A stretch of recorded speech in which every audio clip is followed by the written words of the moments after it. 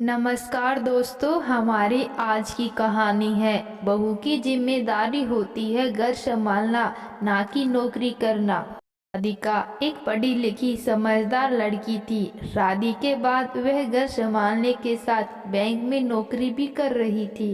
राधिका आत्मनिर्भर रहना पसंद करती थी। उसे लगता था अगर मेहनत कर पढ़ाई की है तो सिर्फ घर ही क्यों संभालना, घर संभालने के साथ अपनी पहचान भी औरत को बनानी चाहिए। अपने पैरों पर भी खड़े होना चाहिए। उसकी सास घर का काम कर लेती और राधिका अपनी नौकरी। जब घर पे होती तो सास का हाथ भी बंटवाती, पर पूरा काम घर कभी भी अकेला नहीं संभाला था। राधिका का अच्छा समय बीत रहा था। कहते हैं ना, समय एक जैसा नहीं होता। राधिका की सास की एक दिन हृदय गति रुक जाने से अचानक से मौत हो गई, जिसके कारण सारे घर का भार राधिका के सर पर आ गया। राधिका अब भी घर संभालने के साथ नौकरी करना चाहती थी, पर उसके पति रोहन ने उसका साथ नहीं दिया। रोहन के पिता राजेंद्र राधिका को पसंद नहीं करते थे। अब सास की मौत के बाद उन्हें राधिका से बदला लेने का मौका भी मिल गया। पत्नी की मौत का दुख दिखाते हुए बेटे से पूरी हमदर्दी बटोरी और राधिका की नौकरी छुड़वा दी। हर वक्त रोहन के मन में राधिका के लिए जहर भरते रहते, यही कहते, बहू की जिम्मेदारी सिर्फ घर संभालना है, नौकरी करना नहीं। ना चाहते हुए भी राधिका ने नौकरी घर में शांति बनाए रखने के लिए छोड़ दी, जबकि वह जानती थी कि वह नौकरी के साथ साथ घर भी संभाल सकती है। पर राधिका के बार बार कहने पर भी घर संभालना तुम्हारी जिम्मेदारी है, उसने अपने सपनों का त्याग कर दिया। समय बीतता गया। अब राधिका घर अच्छे से संभाल रही थी, फिर भी उसके ससुर को चैन नहीं था। वो आए दिन किसी न किसी बहाने से राधिका और रोहन की लड़ाई कराते रहते। राधिका को कहते, यह घर अच्छे से नहीं संभाल रही, उसके हर काम में गलती निकालते रहते। चाहे वह जितना भी सही काम करे, रोहन तो हर बात हर काम के लिए राधिका को यही सुनाता रहता, तुम्हारी जिम्मेदारी है, कुछ भी घर पर नुकसान हो या राधिका और रोहन का बेटा चीकू कोई हरकत करता, सभी बात की जिम्मेदारी राधिका को ही ठहराया जाता। राधिका सब सुन सुन परेशान हो गई थी। अब कोई भी दिन ऐसा ना होता जिस दिन राधिका और रोहन की लड़ाई ना हो या घर पर कलेश ना हो। इन सभी से राधिका की तबीयत खराब रहने लगी। अब वह यही सोचती कि उसका चुप रहना ही बेहतर होगा। राधिका ने चुप्पी साध ली और अपने बेटे चीकू पर पूरा ध्यान देने लगी। उसी में अपनी खुशी ढूंढने लगी, जिसके कारण घर में शांति हुई। पर राजेंद्र जी को यानी कि राधिका के ससुर को शांति ना मिली।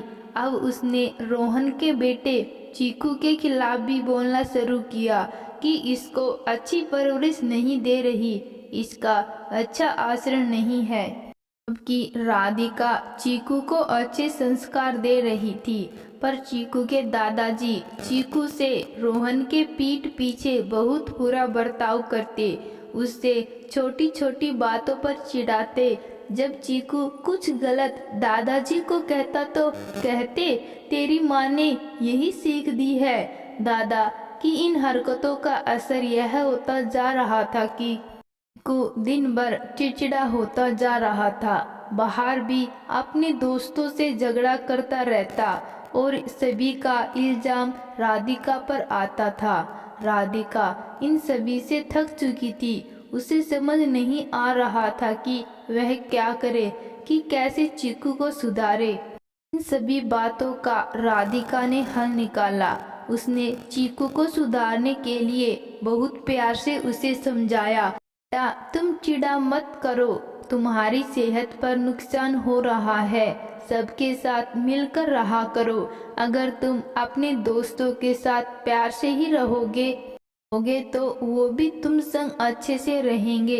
इस पर चीकू की माँ को कहा कि माँ, आप तो जानती हैं दादाजी मुझे परेशान करते हैं, मुझे सताते हैं। तो राधिका ने समझाया, बेटा अब वह बूढ़े हो गए हैं, वह नहीं सुधर सकते।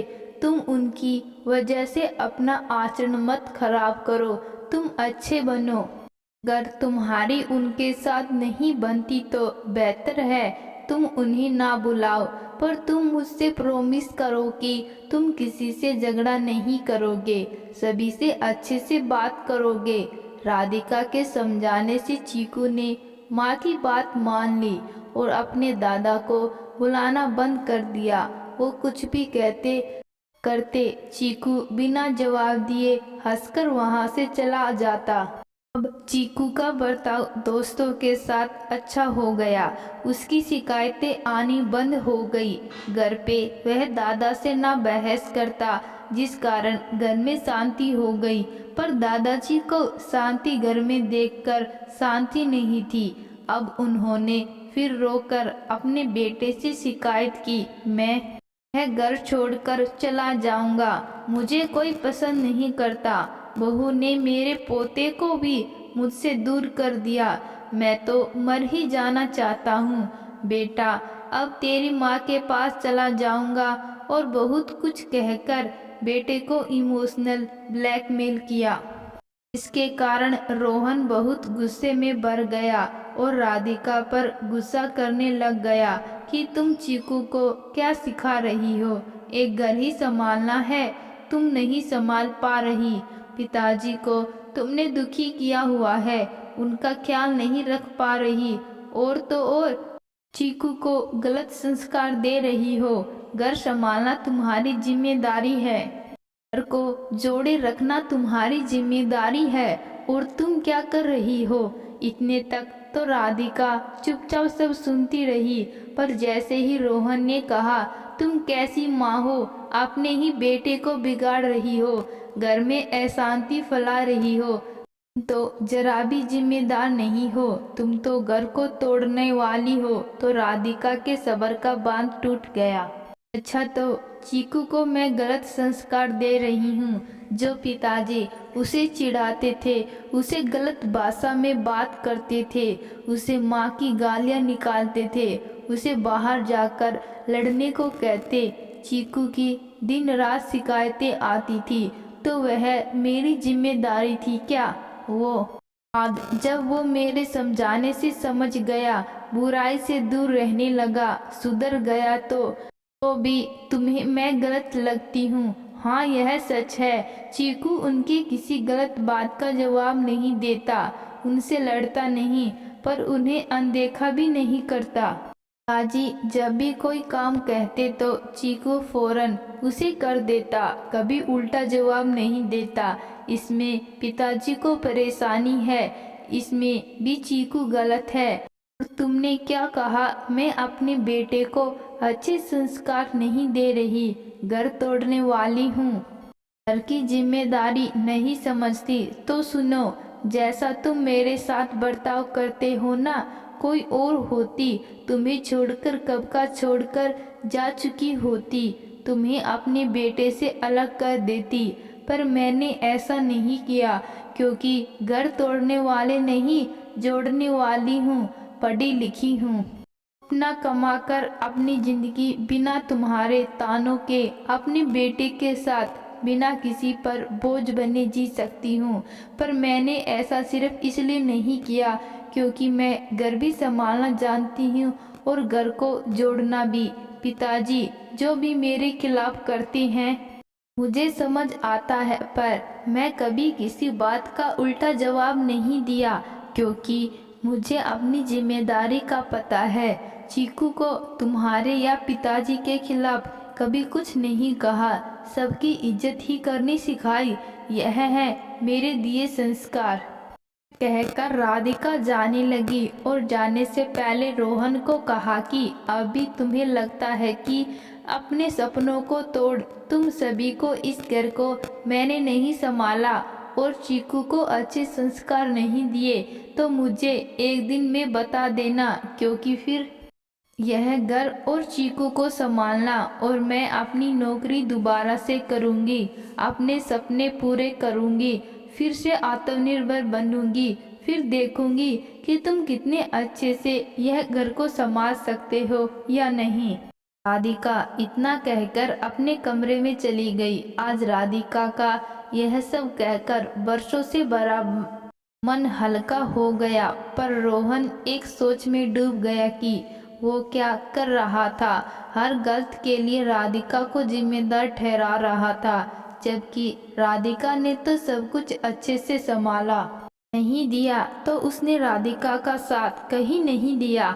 उसे आज समझ आ गया कि राधिका के साथ घर संभालने की जिम्मेदारी उसकी भी है, तभी घर अच्छे से चल सकता है।